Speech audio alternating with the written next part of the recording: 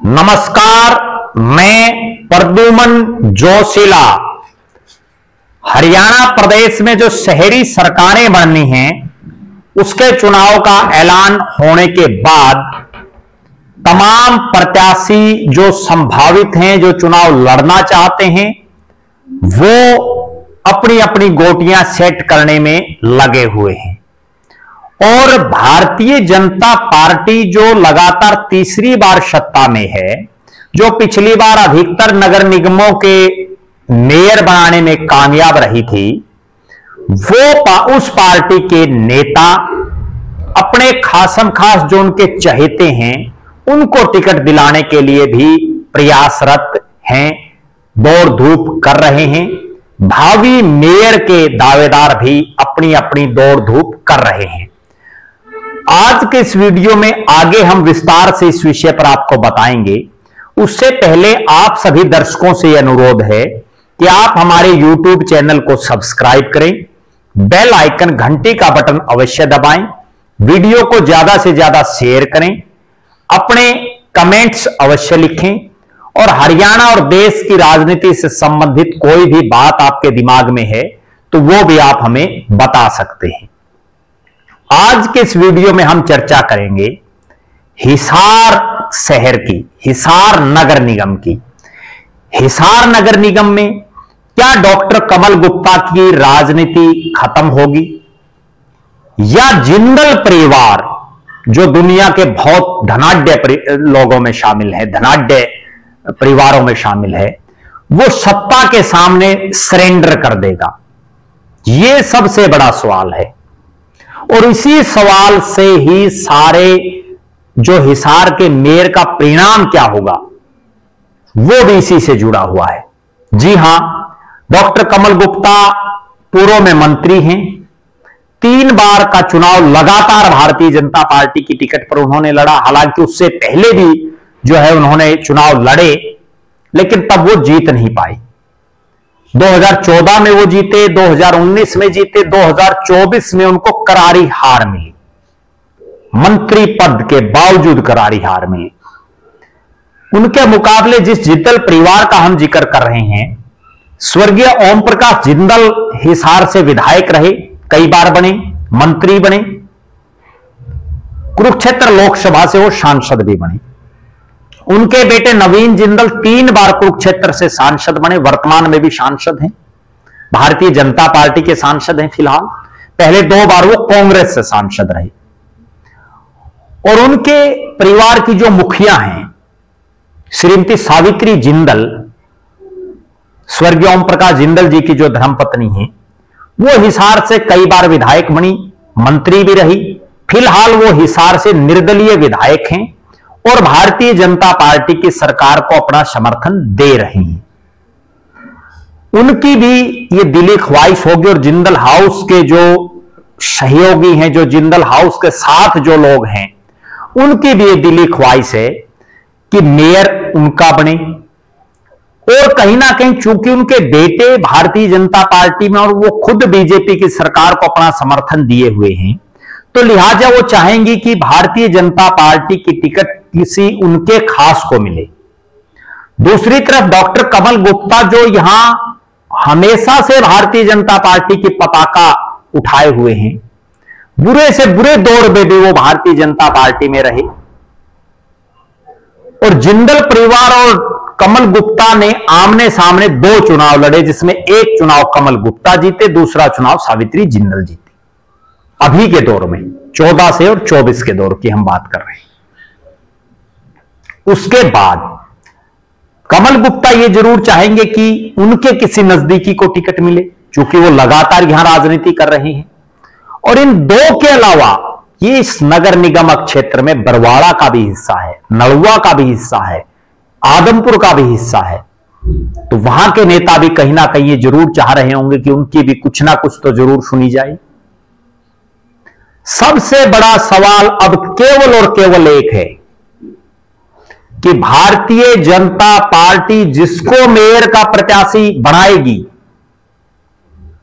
जिनको भी वो बनाएगी, उसके बाद एक चीज होना निश्चित है या तो डॉक्टर कमल गुप्ता का सियासी सफर समाप्त हो जाएगा, उनकी राजनीति खत्म हो जाएगी, उनका जो राजनीतिक भविष्य, क्योंकि वैसे भी वो बुजुर्ग हो चुके हैं, या जिंदल परिवार सत्ता के सामने सरेंडर कर देगा।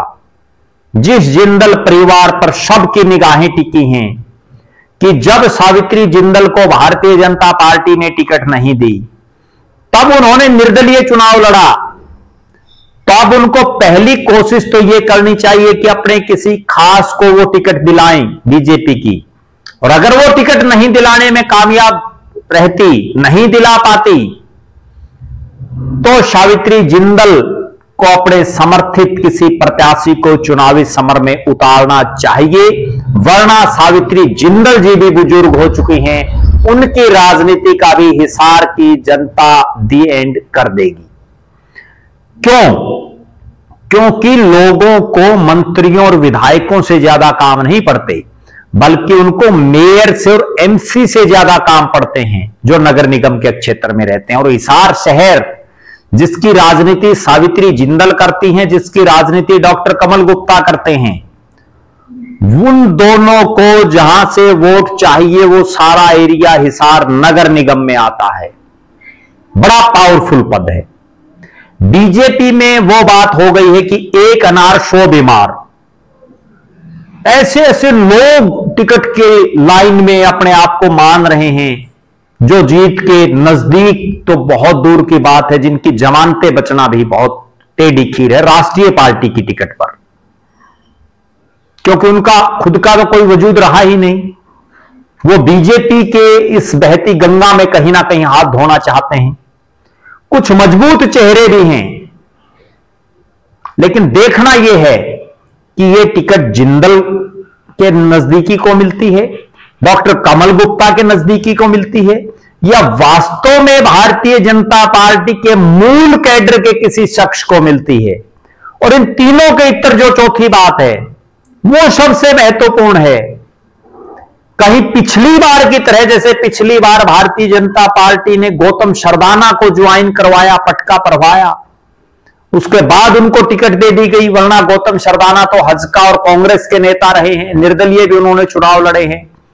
इसी तरह से कहीं भारतीय जनता पार्टी का शीर्ष नेतृत्व, आला कमान ना जिंदल परिवार की सुने, ना डॉक्टर कमल गुप्ता की सुने, ना बीजेपी की कैडर की सुने, और किसी अन्य को जो किसी और पार्टी में हो या निर्दलीय टाइप का कोई शख्स हो, उसको ला करके और पटका पहना करके और टिकट दे करके चुनावी मैदान में उतार दे। ऐसा भी संभव है, क्योंकि लोकसभा के चुनाव में भी हमने देखा ऐसा हुआ, विधानसभा के चुनाव में भी हमने देखा, दूसरी पार्टियों के प्रत्याशियों को ला करके और उनको टिकटें दी गई। तो यहां नगर निगम में भी यह संभव हो, और इस चीज की सबसे प्रबल संभावना है कि आज जो लोग भारतीय जनता पार्टी की टिकट के लिए फार्म भर रहे हैं, परफॉर्मा भर रहे हैं, उनसे इतर कहीं किसी अन्य को पटका पहना करके और फिर परफॉर्मा भरवा करके टिकट ना दे दी जाए। क्योंकि जिन नेताओं की लिस्ट आई है, जिन जिन ने अप्लाई किया है, उनमें अपने दमखम पर, अपने खुद के दमखम पर जीतने वाला कोई मजबूत शख्स विरला ही दिखाई दे रहा है। अब देखना यह है कि क्या भारतीय जनता पार्टी श्रीमती सावित्री जिंदल से आशीर्वाद लेगी, या श्रीमती सावित्री जिंदल अपने प्रत्याशी के लिए भारतीय जनता पार्टी से सहयोग मांगेगी। इस पर भी निगाहें हैं। यह भी एक चर्चा चल रही है कि एक बड़े कांग्रेसी को भी भारतीय जनता पार्टी ज्वाइन करवाई जा सकती है, जिसकी बीजेपी के कुछ बड़े नेताओं से एक मीटिंग होने की चर्चाएं आ रही हैं। कहीं एक बार फिर से भारतीय जनता पार्टी का जो मूल कैडर है, जिसने वर्षों से बीजेपी का झंडा उठाए हुए हैं, वो फिर से केवल नारे लगाने तक ना सीमित रह जाए। क्योंकि हमने देखा विधानसभा चुनाव में किस तरह से कुछ समय पहले बीजेपी में आए रणधीर पनिहार को नड़वा से टिकट दे दी, मूल भाजपाई केवल नारे लगाने में व्यस्त रहे। किस तरह से रणबीर सिंह गंगुआ को एकाएक बरवाड़ा भेज दिया गया, बरवाड़ा के भाजपाई केवल उनका झंडा उठाने, पार्टी का झंडा उठाने तक सीमित रहे।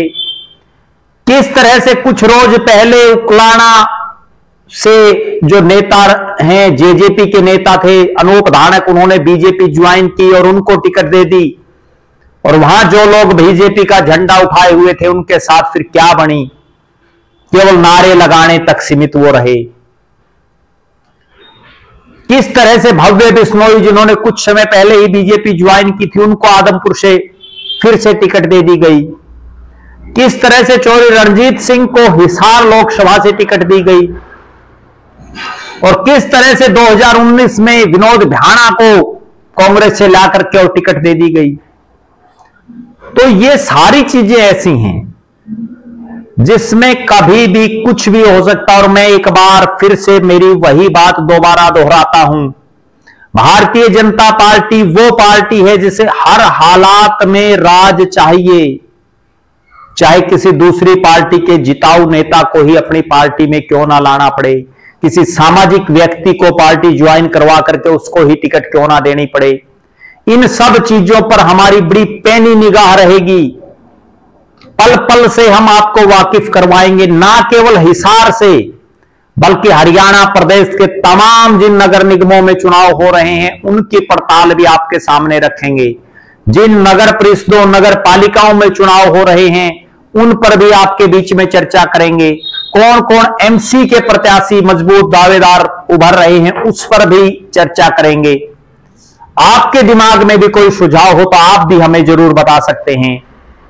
आप लगातार हमारे साथ बने रहें, हमारे फेसबुक पेज को लाइक और फॉलो करें, यूट्यूब पर चैनल को सब्सक्राइब करें, बेल आइकन घंटी का बटन अवश्य दबाएं, वीडियो को ज्यादा से ज्यादा शेयर करें, अपने बहुमूल्य कमेंट्स अवश्य लिखें। बहुत बहुत धन्यवाद। आपका अपना प्रद्युमन जोशीला।